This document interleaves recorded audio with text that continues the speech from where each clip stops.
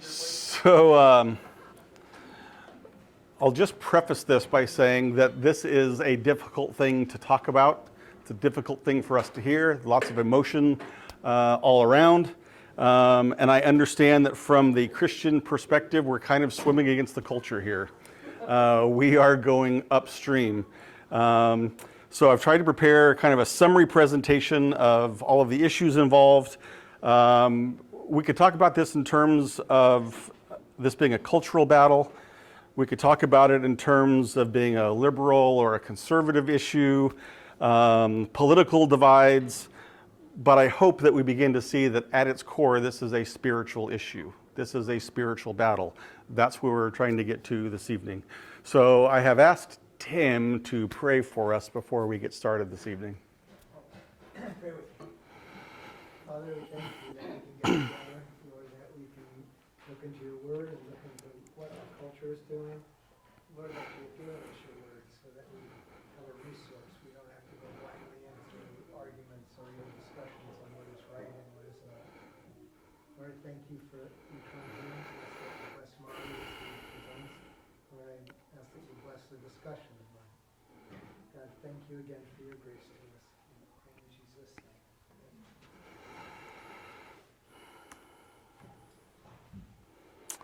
So language is violence, and silence is violence, and microaggressions, and colonialism, intersectionality, systemic racism, gender spectrum, white privilege, Black Lives Matter, 1619 Project, identity politics, end of the patriarchy. All of these are words and phrases and issues that are increasingly becoming part of our everyday discourse, whether we use them, whether we just hear them, whether we read about them. It is changing our culture. We've grown accustomed over the last several months to protests and riots, and I do make a distinction between the two. We've seen toppling of statues and name changes on buildings, and this is all, we're told, designed to upend or overturn or rewrite history, at least a perspective on history.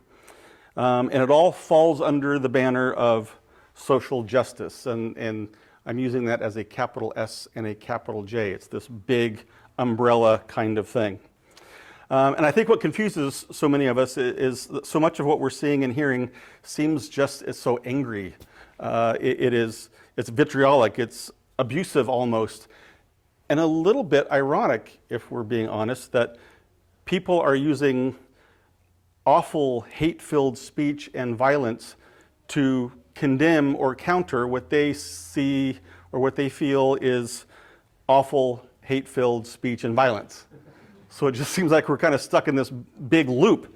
And it's beginning to look increasingly dangerous. And now that we're less than a week away from an election, it's even looming larger on the horizon. So we're going to try to take a look at kind of the big picture perspective and what is social justice, where it comes from, what does it mean in our modern understanding of it. And I've done a lot of reading over the last number of months. And a lot of the information I'll share this evening, I've pulled from two books in particular.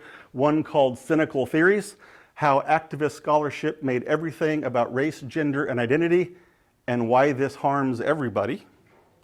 And Why Social Justice is Not Biblical Justice. Now, the one on the left, the Cynical Theory book, the fascinating thing about this is it's written by two very left-leaning college professors, two very left liberal professors who are surveying the social justice movement and seeing it as very dangerous and potentially harmful. The other book is from a Christian perspective, Why Social Justice is Not Biblical Justice. And they agree on all the main issues, problems. As you might guess, they diverge dramatically on solutions. So I highly recommend these if you want more information coming out of this, although after this, you may never want to hear any of these terms ever again. So we need to start here with a bit of history. To understand the foundations of all this and where it came from. I mean, we could kind of cop out and say, well, it really started in the 60s on college campuses that became more liberal, and the teaching rosters became dominated by liberal left-leaning professors. That was the real first obvious sign of social change. But that's not really where it begins. That has to go a little farther back. So we're going to take a quick look at the history of big ideas. Because we all know that ideas have consequences. Ideas have consequences. And over the centuries, as different ideas have come into vogue and popularity, the consequences of those ideas have also become apparent. It's even allowed us to mark periods of time by worldview, by philosophy, by big ideas. For example, if we look at the pre-modern era, that's a big time period prior to the 17th century. And the concept of reality in the pre-modern period was that the world, as people understood it, was both spiritual and material. They knew we lived on this physical plane, but there's a lot of stuff they just didn't understand. And they believed there was a God or a creator. If it's not capital G God, there had to be at least little gods that explained all of those things that we just didn't understand. So their idea of authority was this God or gods. They were men, they were answerable to these larger gods. We move into the modern era, 18th to 20th centuries, and that has also become known as the period of enlightenment. During this period, there's lots of advances happening on all kinds of fronts. Scientific discoveries, it's the era of Newton and Kepler and Galileo and Darwin. And these scientists began to find plausible scientific answers as to how the world works. They were understanding the processes involved in how things work. And they began to think, some of them, we don't really need to believe in the supernatural because we can figure a lot of this stuff out for ourselves. We're starting to figure out how the world works. We have less of a need for God. And that's kind of how this period is generally taught. The truth is that most scientists working during that period were believers. They believed that science would prove God. But the pendulum began to swing away from God. Their view of spiritual and material kind of shrunk back to just material because we don't really need a God or little gods to explain. And so we just have this material stuff. And so their supreme authority shifted from God to science. Science can provide all of the answers. Now, largely, this was due to Darwinism. Concept of evolution you're all familiar with. So this concept of supreme authority really began to shift man's authority and his ability to think and reason and do science, and that all became more important than any kind of belief in God, because science could answer all of life's problems and questions, they thought. Which led to kind of a scientism, that science was the answer for everything. And this shift to scientism then added or expanded or enabled a shift in philosophy as well. In addition to questions of how the universe was formed, man also had to deal with not just the how questions, but the why questions. Why are we here? How did we end up here? What is my purpose? What is the meaning of life? Those are questions that man has always attempted to answer. And without a divine, God-ordained purpose that was derived from God and His Word, it now has become my job to find purpose and meaning in my life. And if science says that we're all biological accidents, then maybe I don't have any purpose or meaning. I'm just a kind of a glorious biological oops. And so there is no inherent meaning or value in my life. And not surprisingly, that led to an embrace of the philosophy of nihilism. Nihilism is the philosophical idea that life has no inherent meaning or value. The only value it has is whatever we bring to it, whatever we conjure up, whatever we decide is our meaning or purpose, then that's all there is, because nothing else exists. There's no supernatural, there's nothing. One of the ironies here, I think, at least I find it interesting, is that if we believe in a God who created everything, and in the process of creation, He imbued us with value and purpose and meaning, the Latin phrase that we often use is ex nihilo. God created everything from nothing. Ex nihilo means from nothing. And with that, He gave us meaning and purpose. But when we take God out of the equation, all we're left with is nihilo. Nothing. There's no value, there's no purpose, there's no meaning, and that's the basis of nihilism. And that helped this combination of scientific enlightenment and philosophical nihilism helped usher in postmodernism, which kind of started late 19th, early 20th century to the present. So postmodernism, we see even a bigger shift where the concept of reality, you can see, has moved from this spiritual realm and material realm, and now it's just whatever we can create in our mind, because it's all on us to determine our purpose and our meaning. So the supreme authority then is also, well, it's just me. I am the supreme authority. I am my supreme authority. There's no objective truth. There's no God and his word. It's just up to me.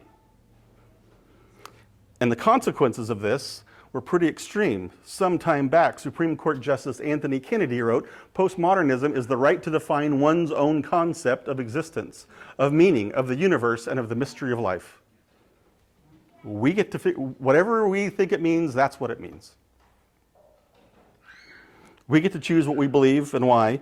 We get to choose what is true and what is not true. So if science fits our definition of truth, then we believe it. If science doesn't fit at this moment, then we can choose not to believe it there too. But we are the ultimate authority. And of course, that goes without saying that whatever remnant of spirituality there was left became kind of a smorgasbord. Oh, I like that piece, and I like that piece, and I like that piece. And people began to kind of assemble their own sense of spirituality. So if you want to believe something, go ahead and choose what you want to believe. Now this postmodernism began to pose an obvious and serious problem for the culture at large, and that is, if each person is a law unto themselves, if every person's truth is just as true or valid as every other person's truth, on what basis can a society be formed? Is there any ultimate or overriding authority, or are we all free to function as our own little gods, small g gods? So postmodernism cast aside Judeo-Christian worldview. It said that science could answer all the questions except, when it doesn't. And then it's up to me to find purpose and meaning for my own life. And so as I begin to feel this lack of purpose or meaning, what Lewis calls a God-shaped hole, as I struggle for what my purpose and meaning is in the world, this worldview gap starts to appear. This lack begins to appear. And what has formed and moved into this worldview gap is what is known as critical theory. Critical theory, as we're going to see, it is in a very real, a very true sense, it is an kind of a evolutionary, progressive blending of Marxism and postmodernism. Now, even though applied Marxism has been an abject failure every time it's been attempted, think about Russia under Lenin and Stalin, China under Mao, North Korea, Vietnam, Cuba, everywhere Marxism has been attempted, it always ends in totalitarianism or revolt, or both. And yet, Marxist ideology has long been admired among academics, professors, writers, so that in the early to mid 1900s, there's a handful of European academics who are all Marx admirers, and they begin to discuss and they write about their critiques of Western culture. They don't like capitalism, they don't like socialism, they don't like communism. They're critiquing all of Western culture, and they came to be known collectively as the Frankfurt School. And the Frankfurt School critiqued current social culture. They opined about how things could be better if we just had a healthy dose of Marxism, to kind of even things out. And it kind of began this school of thought that led to a philosophical reboot of Marxism that's become known as cultural Marxism or neo-Marxism. And this became quite popular on college campuses in Europe and then in the US. Now, Marxism is based on the notion that the world can be divided into two groups of people. Two groups of people. Evil oppressors and innocent victims. Everybody in the world falls into one of those two categories. Those are your choices. You got two. What I find interesting is that, we all probably know that Marx had a really deep hatred for anything religious or spiritual. So on what basis he decided what was good and what was evil, I don't really know. But if you're a Marxist, everybody fits into one of these two categories. So you're either a victim who is being oppressed, or you are the oppressor. Now, oppressors are those who are in power, and they exercise their power. They exercise their dominion by establishing and maintaining social systems and institutions in a way that benefits them. The two goals of oppressive social systems are to keep the oppressors in power and to keep the victims out of power. And the wielding of this power, the benefits of this power, is what has come to be known as privilege. If you're not identified among the victim class, then you are the oppressor and you have privilege. Automatic. Whether you're aware of it or not, whether it's intentional on your part or not, whether you believe it or not, from a Marxist perspective, if you're not a victim, you're an oppressor and you have privilege. And this has become accepted dogma among Marxists. Postmodernism says there is no objective truth, but in critical theory, this is objective truth. Now, I think it's important to point out that classical Marxism, what Marx himself thought was there are two classes, but those two classes are really the ruling party and the working party, or basically rich and poor. Those were the only two classes he cared about. It was all about economics. But the Frankfurt School managed to combine this two-class idea of Marxism with postmodernism, and through their writings and critique of culture, they managed to start identifying all kinds of cultural inequalities. Not just economic class, not just the poorer victims, but anyone in any minority class of any kind was a victim. And so over time, this has grown to include ethnic groups and genders and sexuality and all kinds of other things that we know are out there today. So those are all now considered oppressed classes. Those are victims. And this has led to a kind of subdivisions within critical theory. So I kind of thought about this as if we were looking at it as a tree, the roots are postmodernism and Marxism. Out of that grows this critical theory. And now that has gone on for a while, it's branching off into other versions, other classes of victim. So there's critical race theory, and there's colonial theory, and there's fat theory, and there's gender theory, and there's critical queer theory, and it goes on. It's a lengthy list these days, all springing from this same tree. And again, if you're not in one of those victim classes, then you are the oppressor. So this very subjective, I think, worldview, this critical theory, sees the world as deeply flawed and highly oppressive. And all the world structures, especially in the US, we are inherently oppressive. Now, when that teaching, when that ideology is combined with an intense activism that has been taught and trained and absorbed and adopted through decades of higher institutional instruction, we have what has become known as social justice.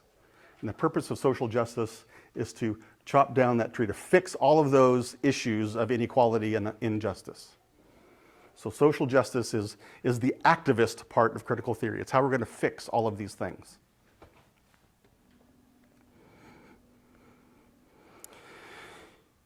And my program just closed. There. Questions, or do you want? Yeah, please. Okay, so you have to be in the oppressed class to be wanting to change it. No. You don't want to cut down the tree if you're in power. Yes, and part of what has developed is there's this real circular reasoning where if you're in the oppressor class, there really is, you're stuck. That'll never change. You know, you can try to help, but you're always the oppressor. You're shamed, though. Yes. You're shamed. You're shamed, yes, you're guilted into. You've probably seen videos of people being told to kneel down and, you know, chant something or other to admit their faults in all of this.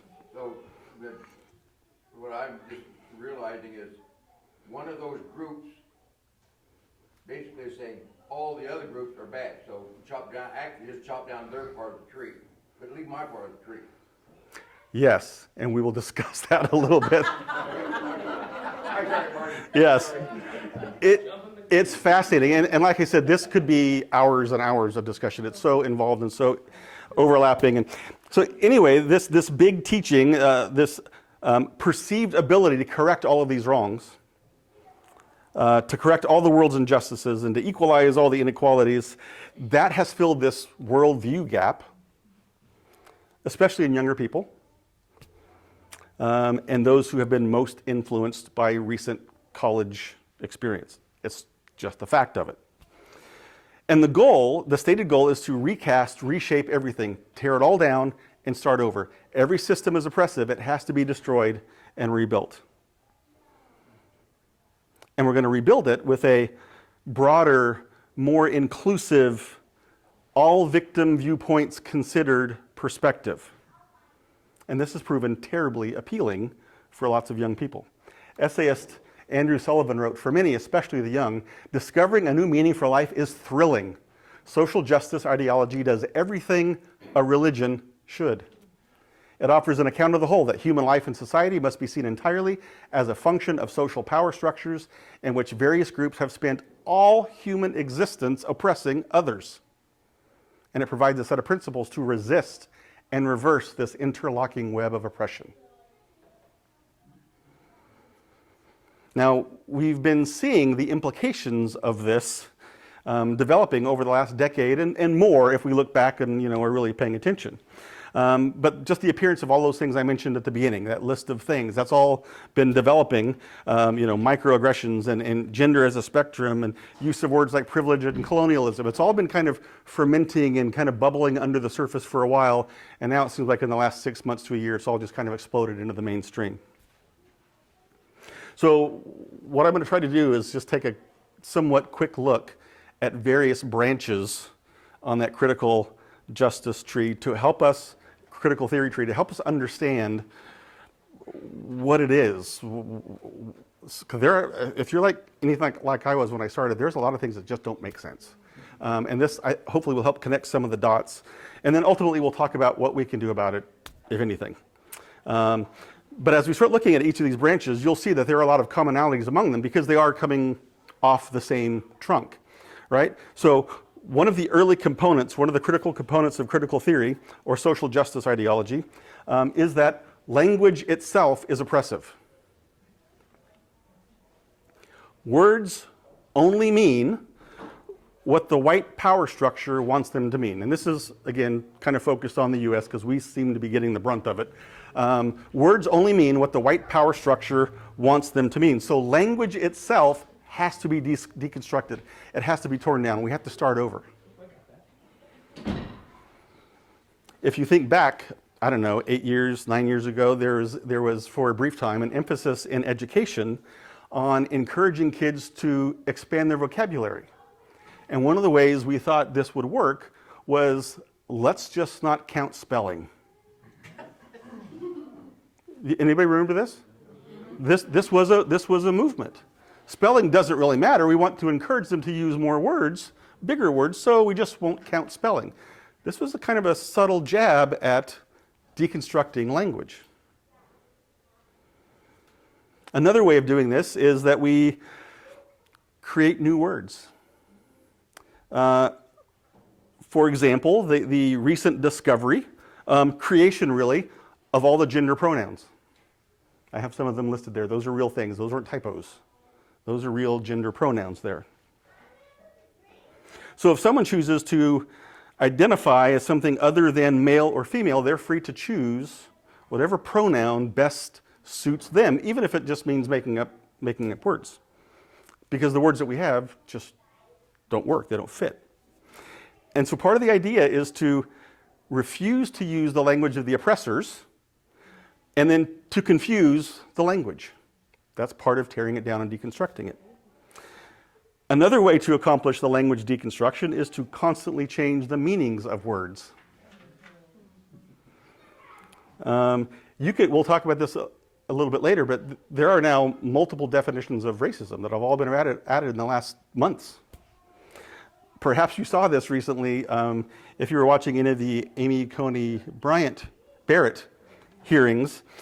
She was asked a question, and in her response, she used the phrase sexual preference. And Senator Hirono from Hawaii quickly jumped on her and said, "That is oppressive. You cannot use that language. You are suggesting that people are choosing their sexuality, not that it's just an inherent part of who they are." By the end of that day, Webster's online dictionary had redefined and included the fact that sexual preference is now offensive. Even though The Advocate, which is a national gay publication, just used the phrase in the week prior in one of their articles. Now it's offensive. I've also seen recently, like, they're trying to do away with pronouns at all. Like, why should we have to choose them? Yes. I could do something today and change my mind tomorrow. Like, Yeah. why do I need to be okay? One of the arguments is that we just go to like a they. Everything is they. Then we don't have to choose. Yeah. It doesn't matter. Yeah. Which is confusing. Are you talking to one person or 11 people? We don't know. So language has to be made unstable. It has to be unusable. We have to take away its power. And finally, I think the most effective way, and this is a little slipperier, a little trickier, the most effective way to deconstruct language is to simply ignore it. Here's what I mean. An important component of critical theory in language is just to deny that it has any inherent meaning at all.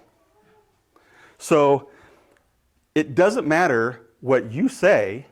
What matters is what I hear and how I feel about what I hear. So if you're a conservative and I feel like you have a problem with homosexuality, then everything I hear you say is going to be filtered through that lens, and I'm going to land sooner or later on the fact that you hate me. You hate everything about me. It doesn't matter what you say. That's what I'm going to hear. I'm going to feel hated. I'm going to feel oppressed because that's my truth. What matters is what I hear, what I feel. So language itself doesn't mean anything. You hear this a lot. It's kind of slipped into, well, that was a dog whistle. Has everybody heard that? He said this, but that's really a dog whistle. He means this. But that's not, those weren't the words he used. That's not, so they're just trying to change the meaning and make it mean something. So words have no inherent meaning.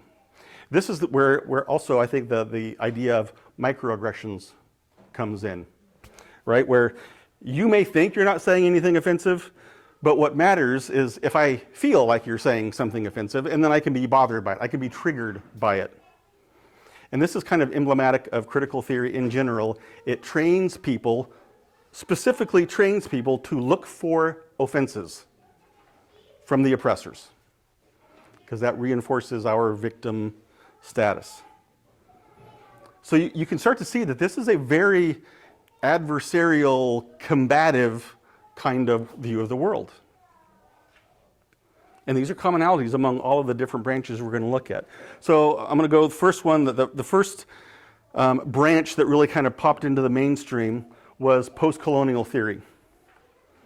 From the colonial theorist perspective, world history has always been dominated and controlled by old white men. Therefore, every evil ever done was caused by white men. Oh, white. I left that out for your benefit, but if you want to add it on. So, yeah. So, therefore, white men, and more recently, we've kind of narrowed this down to straight white men, because gay white men are kind of in a victim class, right? So, straight white men are the source of all evil. They've created all manner of social injustice, and these social injustices have to be corrected. And this is the ideology that has been promoted in universities for decades. And what's that? Like logic. Like, yeah. And it's, as we've seen in the news, it's really taken on the kind of the fervor of religious zeal now. It's become very cult-like in how it's working through the culture. But to fully embrace this post-colonial theory, you have to really ignore large sections of world history. You have to ignore the fact that the practice of conquest and expansion and empire building has been around since, well, forever. For as long as there have been men, there has been conquest and expansion. But the social justice warriors, as some have taken to calling them, the warriors have decided that really it's the white European colonialism which has caused the most damage. It's been the most egregious throughout the world. Because we have concepts like manifest destiny. Ideas like exceptionalism. How dare we think that anything we do is better than what anybody else does? So these white colonizers, they proclaim dominion on foreign soil. They develop systems to maintain and sustain their power. And there is some truth to that. But again, it's gone on forever. This is the history of mankind, but it's white men who are the worst. Just recently we had Columbus Day, and we've seen over the last couple of years, there is no Columbus Day, there's Indigenous Peoples Day, because Columbus was a colonizer. He can't be elevated, he can't be celebrated, he can't be seen as anything worthwhile. Those statues have to come down and we have to move on to something else. Now, we're not at this point making any value judgments here, that's just what's happening. We've all seen it. That's why we're taking down so many statues. And again, to buy into this perspective of post-colonial theory, you have to ignore the equally awful history of the Middle East and African tribalism that, again, has gone on forever.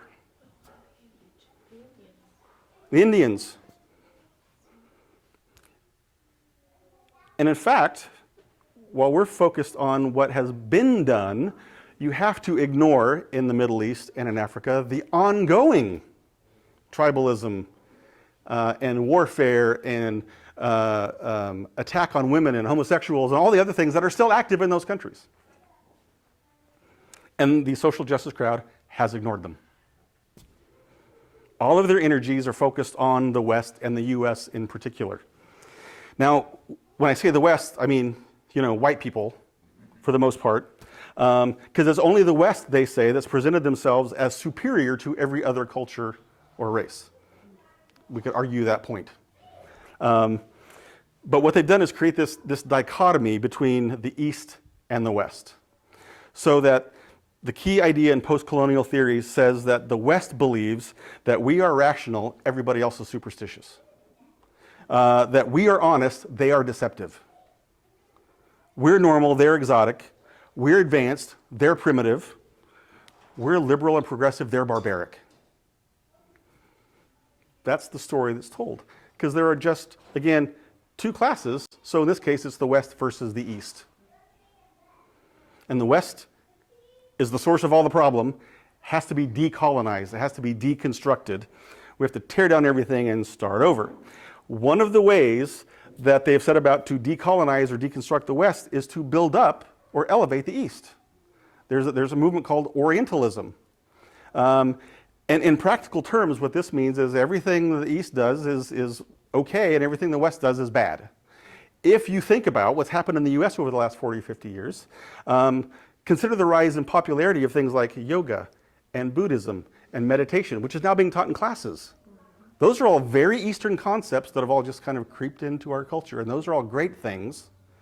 Anything Christian related is a horrible thing. Think about the way the media portrays Christianity versus Islam, for example. The Anglo-Christian perspective is automatically oppressive, if not evil and dangerous, and Islam is misunderstood. That's part of tearing down the West and building up the East. A close cousin to colonial theory is critical race theory. We're going to spend a little bit of time here because this is probably the biggest one that we see in our culture at the moment. Critical race theory is in complete agreement with colonial theory in that whites are the evil oppressors. Therefore, the systems they create are oppressive and evil. But critical race theory goes just a step farther and says that in the US in particular, blacks especially have been singled out for oppression. In fact, they say from its very founding, and they kind of give the obvious nod back to slavery, which was a scourge and a stain to be sure, but it wasn't just the US that practiced slavery. But the message is that the white-controlled US was especially bad and especially egregious in their practice of slavery. And then further, they suggest that that's never really changed. It's been sharply brought to the surface more recently by the Black Lives Matter movement, which we'll talk about in just a minute. And Black Lives Matter shares all these beliefs. Plus, they add some more recent evidence or ideas that black people are being systematically targeted for death, that they're being killed by police in disproportionate numbers, that they're being imprisoned in disproportionate numbers, and that blacks are no better off today than they were 150 years ago. That's kind of the bulk of their argument. And then the obvious conclusion from all that is that it's all white people that did this, especially men. It's the white men. They're especially racist and oppressive towards blacks. Whether we know it or not, whether we believe it or not, that's the way it is. And if all white people are racist, then all white culture, anything we've created, is racist. Black people, they will say, are really incapable of social advancement because all of our cultural and social systems built by oppressors are systemically racist. These systems were built to keep white people in power and to keep black people out of power. And one of the expressions is racism is built into the cake. It's just there. It can't be separated out. And we're told this is a fact. This is objective truth. Again, there really is no objective truth. But if there was, this would be it. This would be objective truth. And I think just a moment to pause here and consider the irony of that. We're told that there is no truth, there is no authority, there is no higher power, there is nothing that guides or overrides the whole system except this. This is true. This is a fundamental tenet of postmodernism and critical theory. All that counts is our subjective truth, and if enough of us believe it, then that becomes the truth. It all starts to get a little confusing if you spend too much time thinking through it. But it's not, I don't think it's really hard to imagine that if you're a young person and you're taught over the course of your academic career, especially into college, all of the critical race theory stuff, and you've heard it often enough and long enough and loud enough and stridently enough, if you're only provided one perspective, if you hear facts that help make the argument, but you're not allowed to hear any facts that might question the argument, at some point you can see where people might buy into this. And then if you buy into it, you can't help but feel emotionally about it. They want to keep me down. Maybe we need to do something. Maybe we need to join a protest or a movement. And along comes Black Lives Matter. There are 3 female founders that started Black Lives Matter, and they describe themselves as trained Marxists. So they are well familiar with the power of division and class separation. They know how it works. On their website, it says, "We disrupt the Western prescribed nuclear family structure requirement by supporting each other as extended families and villages that collectively care for one another, especially our children, to the degree that mothers, parents, and children are comfortable." No mention of fathers, mothers, parents, and children. So we don't need this Western style family structure because that's, Western. That's bad. What we need is a village. We all need to facilitate the raising of everybody else's children. Now, as Black Lives Matter gained more exposure over the last 3 or 4 months, people started going to their website and they started questioning this. What? You're against the family? Do you not see what's happening in the black community? How can you be against the family? So this has been removed from their website. Well, it's been modified. It's not there. I just looked a day or so ago. I know, but I just watched YouTube about that, and they brought that very line up there at the top of there. And they said, well, it's been changed, the wording is totally changed. It's still there, but it's hidden, it's couched in different words. Right. That I believe. You can also find on their website, we are working for a world where black lives are no longer systematically targeted for demise. We affirm our humanity, our contributions to the society, and our resilience in the face of deadly oppression. If you think on this a moment, you begin to realize this is very emotion-based language. It's laying out a particular narrative. It's telling us a story. I mean, it starts with kind of positive sounding statements. We're working for a world. We affirm our humanity and our contribution. And then it ends with accusation. This preordained sense of victimhood included in this is because we're black, we are victims, and this is how we are victims. We're systematically targeted for demise. The white men are out to get us. We're facing deadly oppression. This is designed to stir up emotion and to lead people in a particular direction. They're not making a logical, fact-based, statistical observation. That's not their goal. Their goal is to tell a story. And they tell a consistent, relatively consistent story. For example, the phrase Black Lives Matter first came about in the wake of the death of Michael Brown in Ferguson, Missouri. You may remember this. It wasn't that long ago, but the story was told.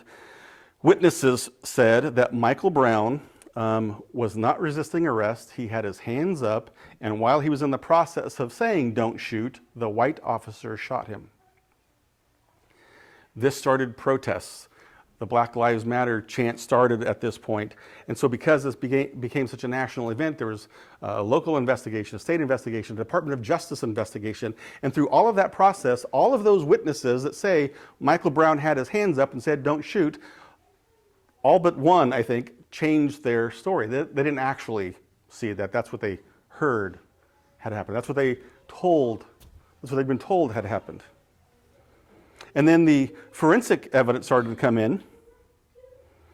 And the forensic investigation said that it could not have happened that way. That Michael Brown was in fact charging at the officer after he'd already punched him in the car while he was sitting in the car. And the officer, they ruled, was justified in the shooting. Mr. Brown was shot because he was attacking an officer, not because he was black. That was the Department of Justice finding. So the whole basis of hands up, don't shoot is made up. It's not true. It's fabrication. And yet, it is still chanted at protests now.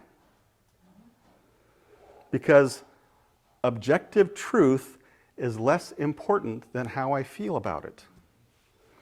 Objective truth is less important than the value of this story. Because remember, facts and truth, they're less important than how I feel about them. If the facts don't support the story, then I'm not going to believe the facts. I'll ignore the facts. Now, the proponents of critical race theory, along this same line, they overlook any number of other facts that don't correlate, that don't add to their charge of systemic racism. And when they start with slavery, while never acknowledging that slavery has been ubiquitous throughout human existence. It's always existed. The U.S. did not invent slavery. I'm not saying it's right or it's fair. That's just the case. It has always existed. The U.S. didn't invent it. Not every white family had slaves when it was here. And they overlooked the fact that it was largely white men in the U.S. and the U.K. who led for the abolition of slavery. It was Christian white men in the U.S. and the U.K. who fought for the abolition of slavery. They overlooked the fact that slave trade continued in East Africa well into the 20th century. They ignore the fact that Islam was probably the greatest purveyor of the slave trade throughout its existence. They overlooked the fact that the entire system of black slavery could not have existed without cooperation from Africans themselves. They overlooked the fact that in 1776 the Declaration of Independence was written, and it said, "We hold these truths to be self-evident that all men are created equal, endowed by their Creator with certain inalienable rights. Among these are life, liberty, and the pursuit of happiness." Now, slavery was already in existence. It had been here for a while, but the founding fathers said, this can't continue. We recognize the inherent value and worth of all people. So this was a warning shot that the system was going to change. In 1777, Vermont became the first state to abolish slavery. In 1787, at the Constitutional Convention, George Washington declared that there are going to be no new slaves. As the country moved west, Northwest Territory and other areas of expansion, there would be no slavery moving with it. And in fact, at that Constitutional Convention in 1787, he also said, and the rest of you, there's a 20-year moratorium. You've got 20 years. This was a compromise to all the slaveholders. You've got 20 years to figure out how to do without it because we're changing the system.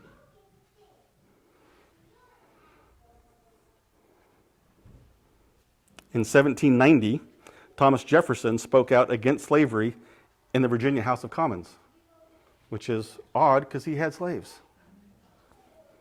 Once again, we see that men are fallible and make mistakes, but he was looking at a larger principle. That was 1790. Throughout the 90s, most northern states ended up abolishing slavery. And by 1807, when President Jefferson, now President Jefferson, 20 years to the day of the moratorium, he said, that's it. No new slaves, no new ships coming in, no new slaves. We're changing the system. The first day that he was able, he changed it. And that began this battle in earnest. We all know where that goes, into a civil war, with brother fighting against brother, state against state. The progress was slow and imperfect for sure. But no other country fought as long or as hard to end slavery. I mean, one might argue that it's a virtue that this country fought so long and so hard and against each other for a moral principle that actually worked against our own financial self-interest. That's why this moratorium was put in place, to figure out how we could get along. But it was white males that persisted until slavery was abolished. But now, we're 158 years removed from emancipation, and the critical race theorists continue to blame the oppressive white men for their current situation. And they ignore other inconvenient truths, like in economic terms, black people made the most economic progress in the late 1800s. I mean, within a decade of the end of slavery and the Emancipation Proclamation, they were the fastest progressing demographic in terms of economics in the country. There was no racism. They were getting jobs. They were moving. They were doing well. In fact, they were among the fastest growing demographic up until the 1960s. And what happened in the 60s? Government stepped in to help.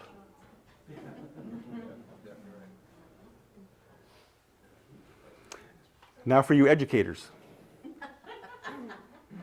There are a lot of school districts right now that are adopting materials based on the 1619 Project. If you're not familiar with the 1619 Project, it is essentially critical race theory on steroids. It was based on an essay, an article. The New York Times got behind it. It won a Pulitzer Prize for the author. And now they've launched this curriculum based on critical race theory. And it leaves out all the stuff that I just mentioned. And what it says is that the founding of America was not 1776 with the Declaration. It was really 1619 when the first slave ship appeared.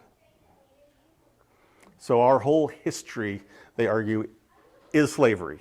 It's racism. Now, this article, the curriculum has all been harshly critiqued by even very liberal historians who say it is dangerous and much of it is outright fabrication. They're just making stuff up. But it's telling the story.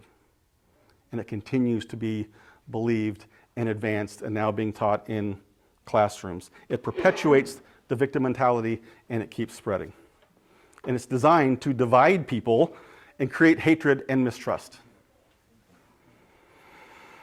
Now, in line with the broad stream of critical theory like we've discussed, this critical race movement also has altered the language in that it's redefined what it means to be racist. Webster's says a belief that race is the primary determinant of human traits and capacities and that racial differences produce an inherent superiority of a particular race. That's pretty much what we all understand as racism. You're black, I can assume all these things about you. What has been added is that racism is a doctrine or political program based on the assumption of racism and designed to execute its principles.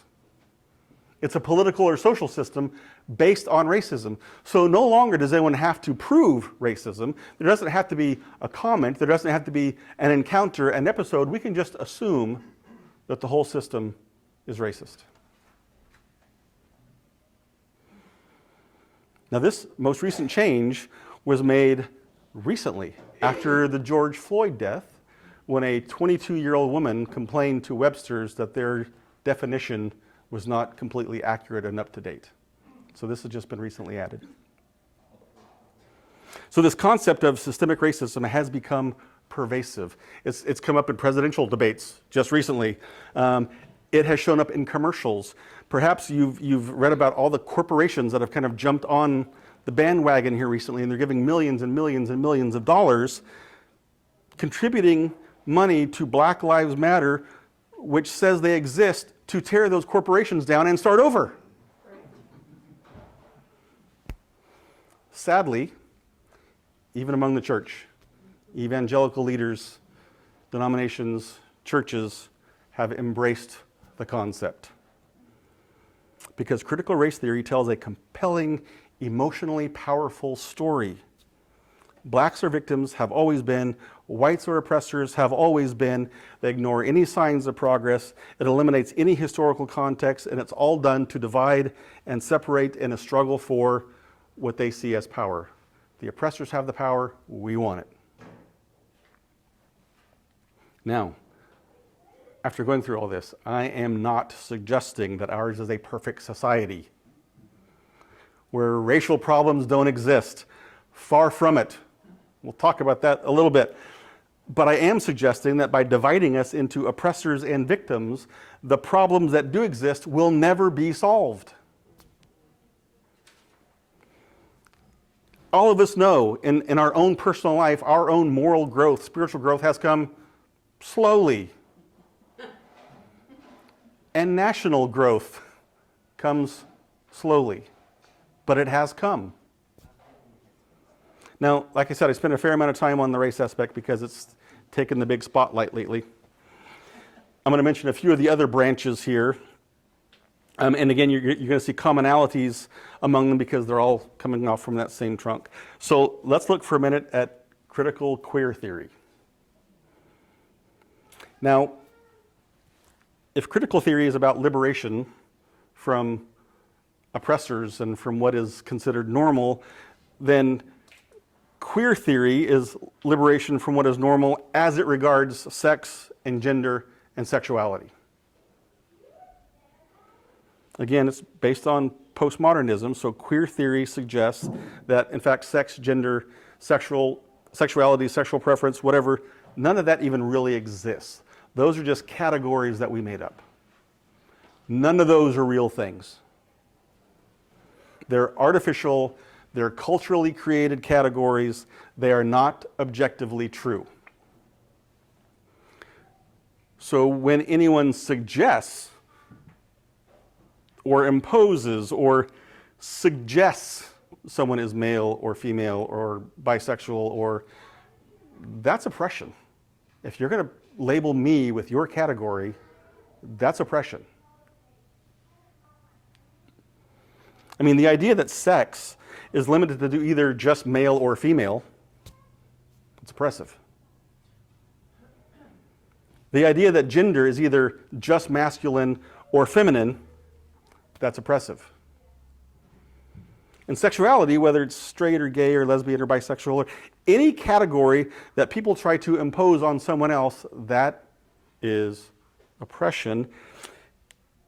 And really, it could be a form of violence. You're hurting me by what you're saying about me, imposing your categories on me. So what queer theory has done is essentially try to divorce biological sex, the male or femaleness of a person, from their gender, their masculine or feminine traits. So we know now, we didn't know this for a long time, but we know now that someone can have male parts, but really be female. Their sex doesn't match their gender. And incorporating what we know now about the use of language in critical theory, then we know that it's oppressive to use the wrong pronoun when we're referring to someone.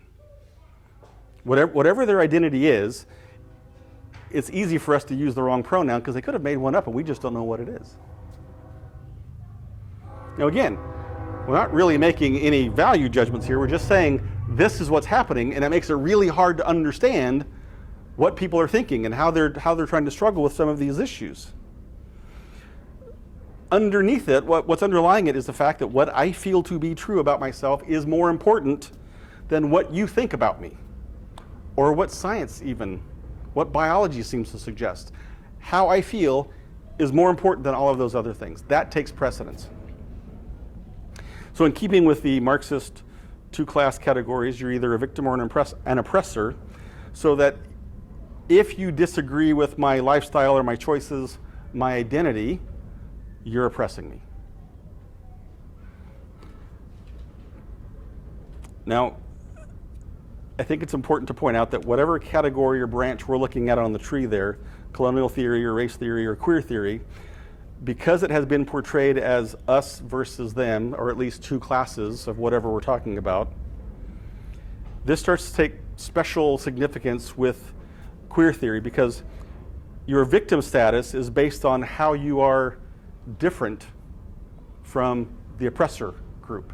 You're different from them, and the difference, whether it's your race or your gender, your sexual preference, your body shape, whatever that is, whatever that difference is, becomes a critical part of who you are.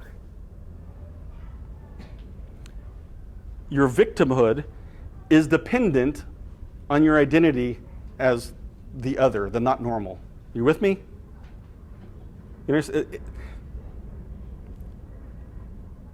So this, how you choose to identify yourself, whether it's through a sexual issue or a race issue or whatever it is, that thing that you determine is most important about you becomes your identity. It is who you are. It is now the most important thing about you.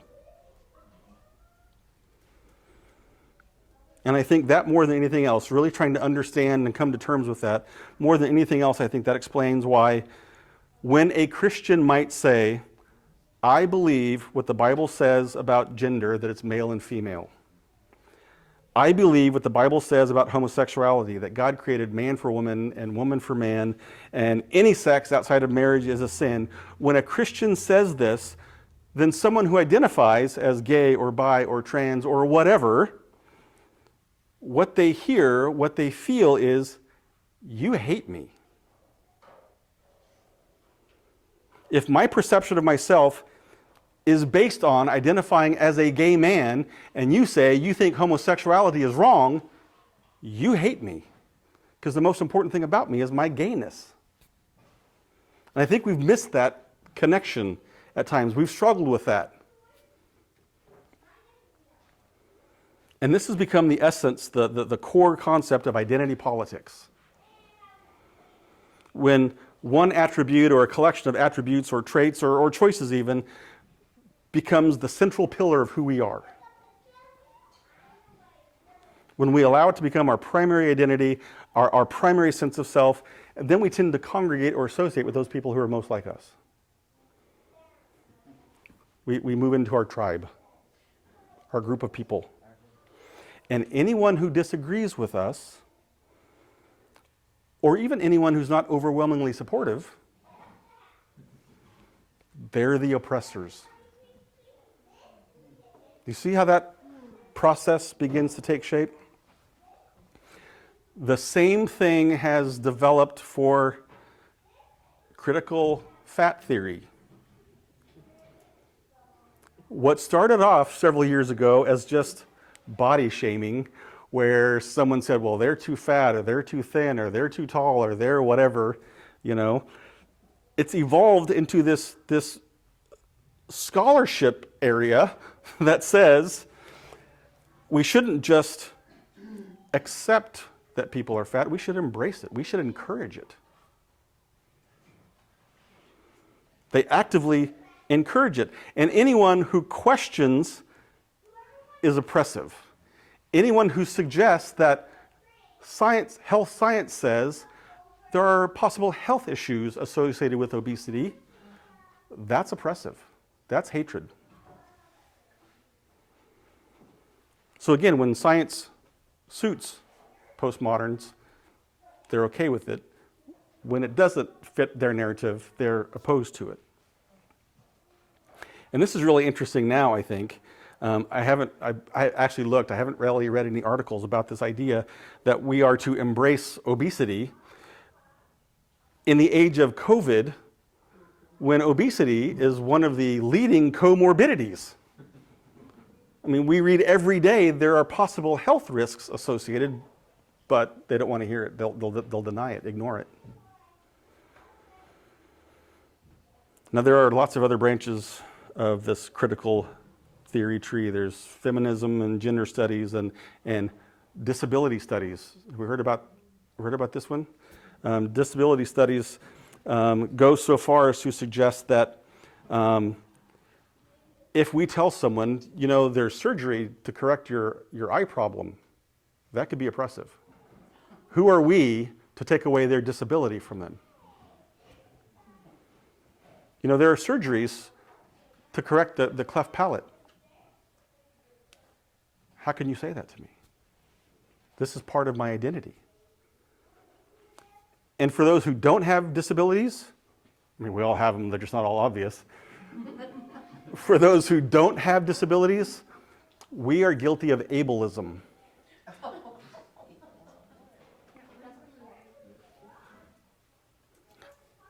I can't make this stuff up.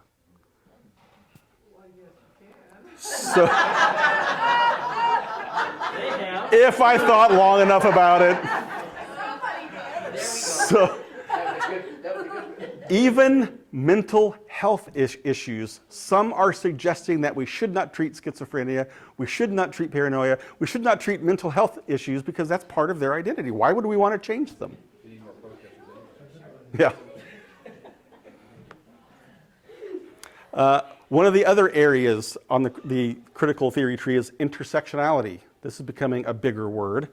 And this is the idea that one person might have several areas of victimhood.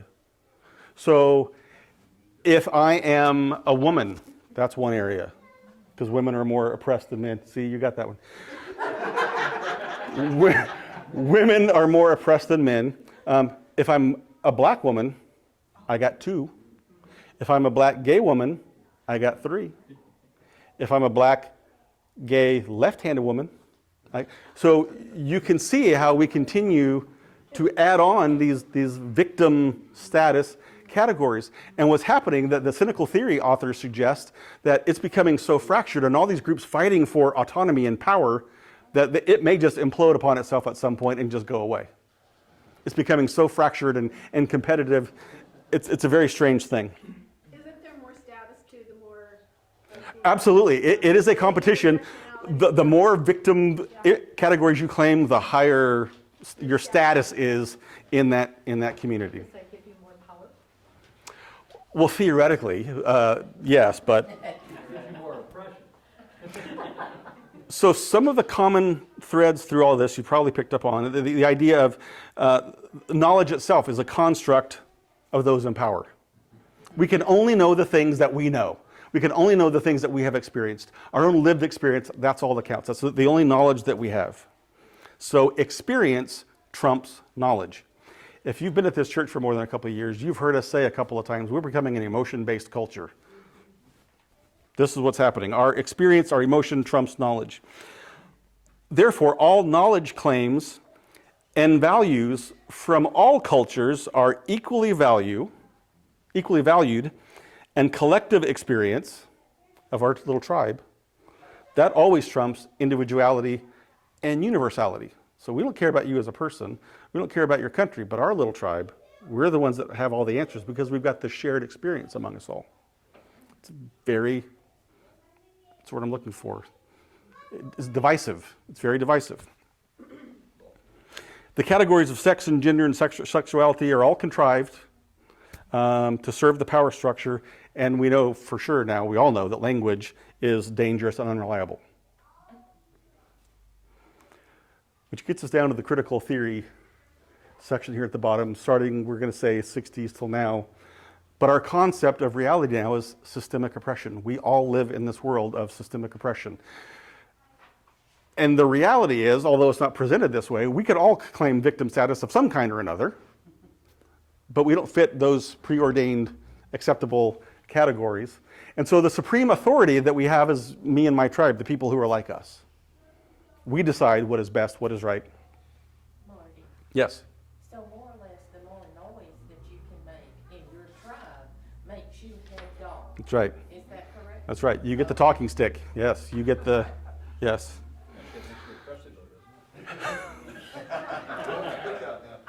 Yeah. If you're the oppressed person, you're the victim, and you're striving for power, don't you become the oppressor? Yes.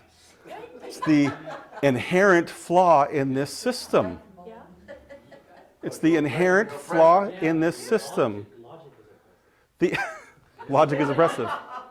You know, there's the old saying goes, and you can't say this anymore because it wouldn't be politically correct, but the goal of every slave was not freedom. The goal of every slave was to be slave master.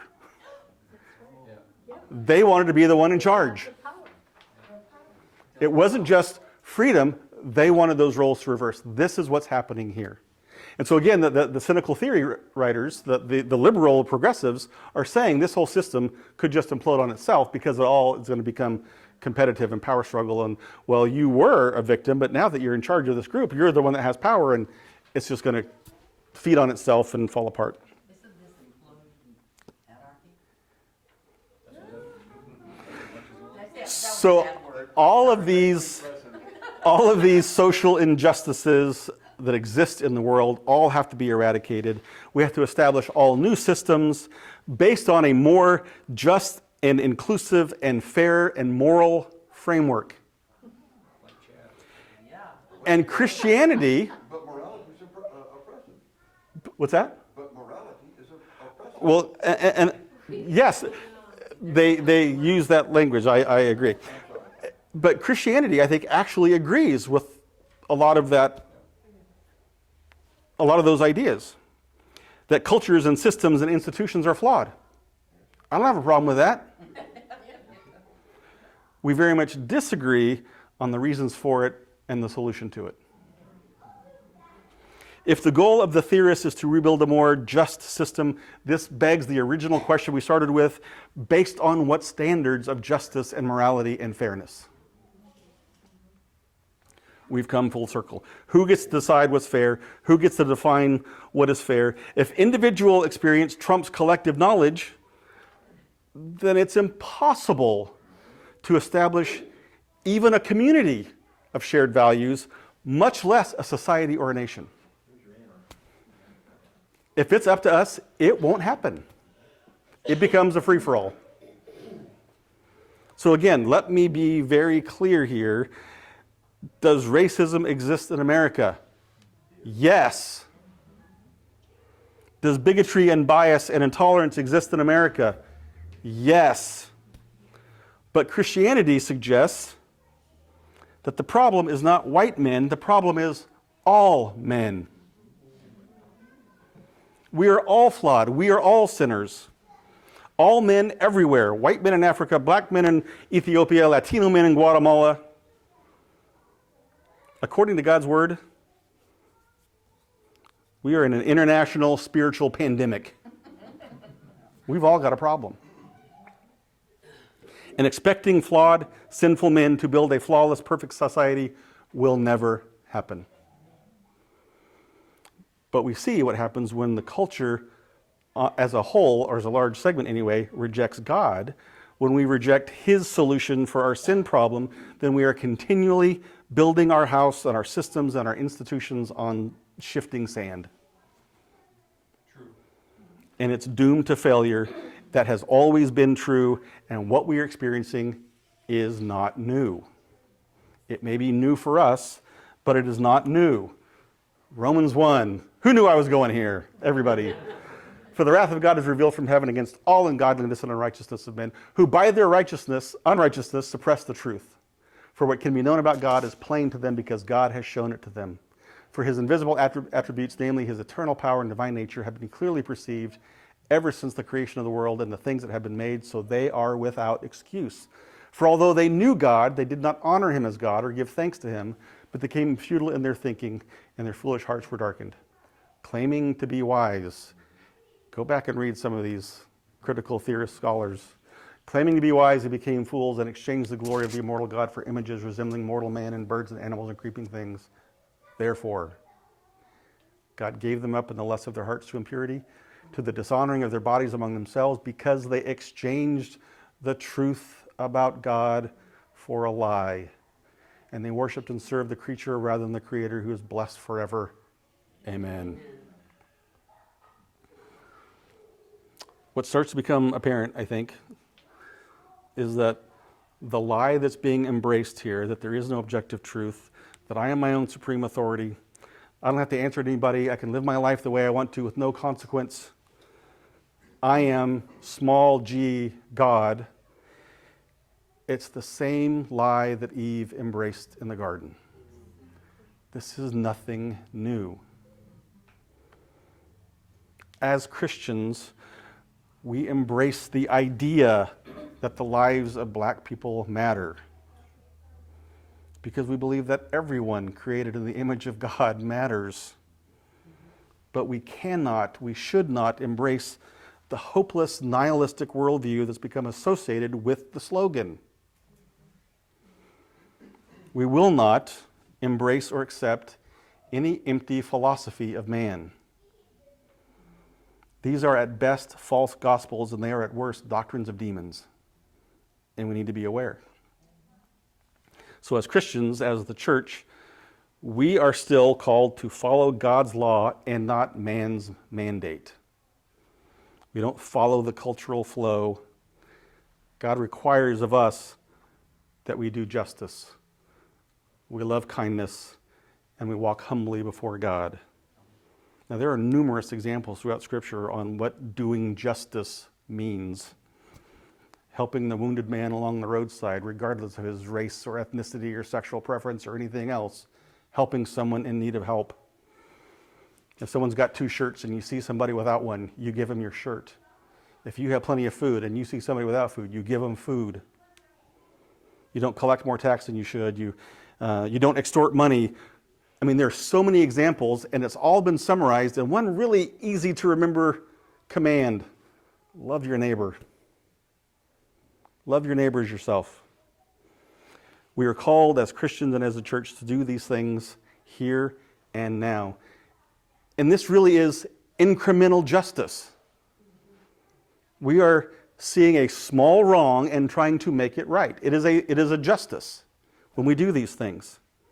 So we attempt to do the things we can, we right the wrongs that we can, but we know that we are fallen men and we're never going to fully bring about social justice.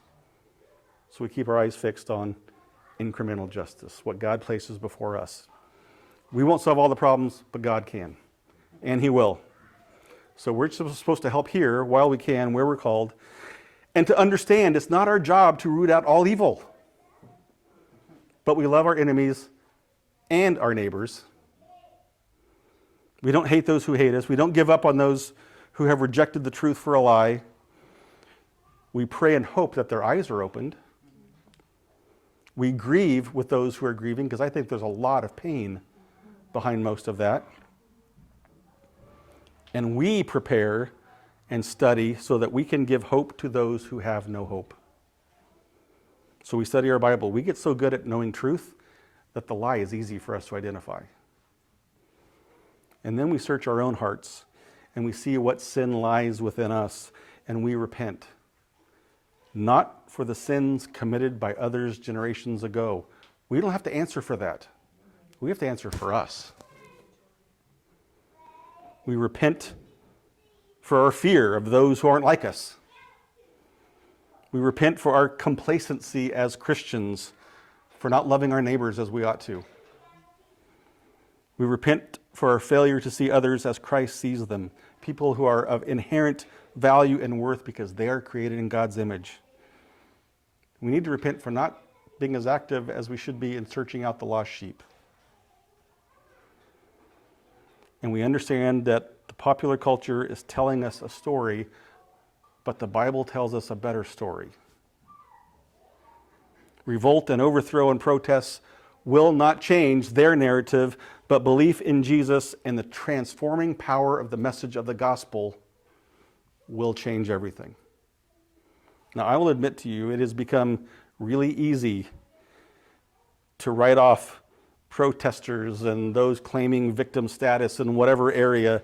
It's really easy to ignore them without recognizing that there's real hurt, there's real pain, there are real issues that need to be dealt with there. And maybe that's where you are too. And we need to repent of that too. So I'm going to end this with just a challenge for you to consider, something for you to ponder. How are you doing personally? How are you doing justice? How is this church doing justice? What could we be doing better? And I pray that in the days and weeks to come, we begin to see what God is asking of us to do in Prosser. How we can be better at these things. How we can see justice being done here, incremental justice, in our own small way, in our own small town. How we can get better at loving kindness, and how we can get better at learning to walk humbly before God and men. It's a big ask. But hopefully, we'll start getting some feedback on what God's doing on us and through us and in spite of us. Any questions?